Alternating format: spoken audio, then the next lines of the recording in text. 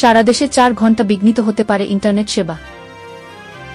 পটুয়াখালীর কুয়াকাটা ল্যান্ডিং স্টেশনে সংযুক্ত শর্ট সার্কিটের ব্যান্ডউইডথ সেবা আজ শনিবার রাত থেকে 4 ঘণ্টা বন্ধ থাকবে। কুয়াকাটায় স্থাপিত দেশের দ্বিতীয় সাবমেরিন কেবল সিস্টেমের লাইটনিং ফিল্টার স্থাপনের কাজের জন্য এই সেবা বন্ধ রাখা হবে। এই সময়ে কক্সবাজার ল্যান্ডিং স্টেশন থেকে সাবমেরিন কেবলের সার্কিটগুলো যথারীতি চালু থাকবে। রক্ষণাবেক্ষণ কাজের জন্য আজ শনিবার দিবাগত রাত 2টা থেকে আগামীকাল রোববার সকাল 6টা পর্যন্ত ইন্টারনেট সেবা বিঘ্নিত হতে পারে। গত শুক্রবার Bangladesh submarine cables PLC BAC PLC এক সংবাদ বিজ্ঞপ্তিতে এ তথ্য জানায়।